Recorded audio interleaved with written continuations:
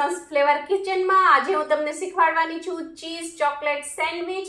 નાના બાળકોને તમે ટિફિનમાં પણ આપી શકો છો, યંગસ્ટરને અને આપણને સૌને, નાના મોટા સૌને ખૂબ જ ભાવશે।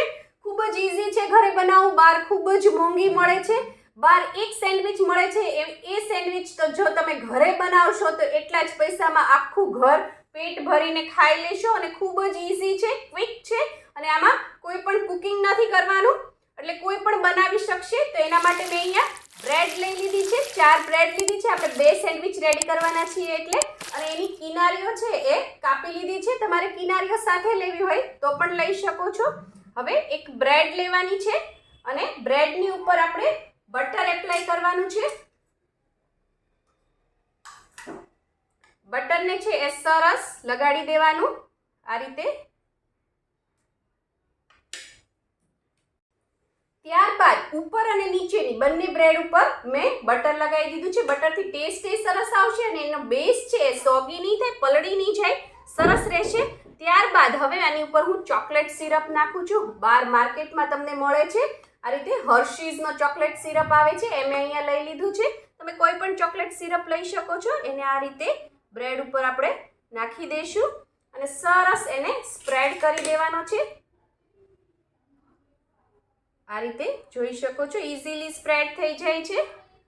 તમે બહાર ગામ ગયા હશો અને બાળકો ઘરે એકલા હશે તો પણ આ સેન્ડવિચ બનાવીને ખાઈ શકશે। હોસ્ટેલમાં બાળકો રહેતા હોય અને 2-3 વસ્તુ છે આવી રીતે રાખશે પોતાની પાસે, સિરપ છે, ચીઝ લઈ આવે, તો હોસ્ટેલમાં પણ એ લોકો જ્યાં રહેતા હોય ત્યાં પણ એ લોકો જાતે પીજીમાં હોસ્ટેલમાં રહેતા હોય ત્યાં પણ બનાવીને ખાઈ શકશે। આ રીતે સરસ ચોકલેટ લગાડી ત્યારબાદ હવે એની ઉપર હું ચીઝ લગાડું છું। આ પ્રોસેસ ચીઝ છે, કોઈ પણ ચીઝ તમે લઈ શકો છો।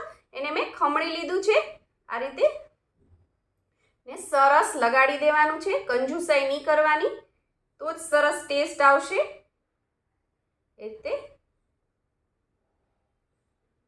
ચીઝ લગાડ્યા બાદ હવે આ બટર લગાડેલો ભાગ છે એ આપણે આ રીતે નીચે આવવો જોઈએ, આ રીતે બંધ કરી દઈશું। આપણી આ સેન્ડવિચ છે એ રેડી છે। તમે આને કટ કરી અને ખાઓ, ખૂબ જ ટેસ્ટી લાગશે। અને હવે બીજી એક સેન્ડવિચ તમને શીખવાડીશ, સેમ આ જ પ્રોસીજર કરશું, પણ આપણે એને તમે ગ્રીલ કરી શકો છો અથવા તો તમે શેકી શકો છો। આ રીતે મેં બીજી સેન્ડવિચ પણ સેમ પ્રોસીજરથી રેડી કરી દીધી છે, એને પણ બંધ કરી દઈએ।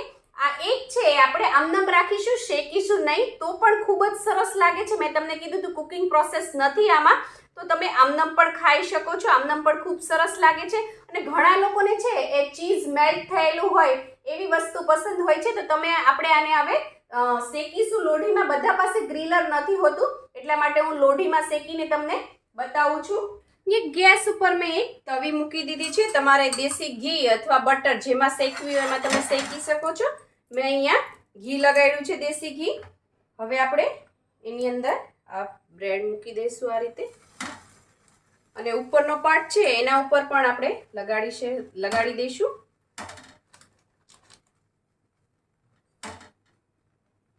અને બે બાજુ આપણે છે સરસ એને શેકી લઈએ। એક બાજુ સરસ શેકાઈ જાય એટલે આપણે એને પલટી લેશું। તમે જોઈ શકો છો આ રીતે કેવી સરસ શેકાઈ ગઈ છે। ગ્રીલરમાં પણ કરી શકો છો તમે, ફરતું થોડું ઘી નાખીશું, ઉપર ઓલરેડી આપણે નાખ્યું હતું ને આને ફરીથી શેકાવા દઈશું। આનાથી શું થશે, ચીઝ અંદર મેલ્ટ થશે। આપણે પલટીને ચેક કરી લઈએ, બીજી બાજુ પણ સરસ શેકાઈ ગઈ છે। હવે આપણે આને કાઢી લઈએ એક પ્લેટમાં। Kitty party, T party, birthday party, snacks ગમે એમાં તમે આને સર્વ કરી શકો છો। તો તૈયાર છે આપણી ચીઝ ચોકલેટ સેન્ડવિચ। આને આપણે નથી શેકી અને આ સેન્ડવિચને આપણે શેકી છે, તમે ગમે તે રીતે ખાઈ શકો છો। બેયનો એક અલગ અલગ ટેસ્ટ છે, ખૂબ જ ટેસ્ટી, ખૂબ જ ઈઝી છે। જો તમને મારી આ રેસીપી પસંદ આવી હોય તો લાઇક, શેર, કોમેન્ટ કરો। પ્લીઝ મારી ચેનલને સબસ્ક્રાઇબ કરો અને હા, બેલ આઇકન દબાવવાનું ના ભૂલશો, જેથી આવી જ સરસ મજાની વાનગીઓ તમારા સુધી પહોંચતી રહે। થેન્ક યુ, આવજો। Please please please like and subscribe. તમને મારી આ સેન્ડવિચની રેસીપી કેવી લાગી, તમને ગમી કે નથી ગમી, જે પણ હોય તે મને કોમેન્ટ બોક્સમાં લખીને જણાવો। કોઈ પણ સજેશન હોય તો પણ મને કહો, અને તમારે બીજી કઈ વાનગી જોવી છે એ પણ મને લખીને કહો, હું જરૂરથી તમારું નામ લઈને એ વાનગી બનાવીશ।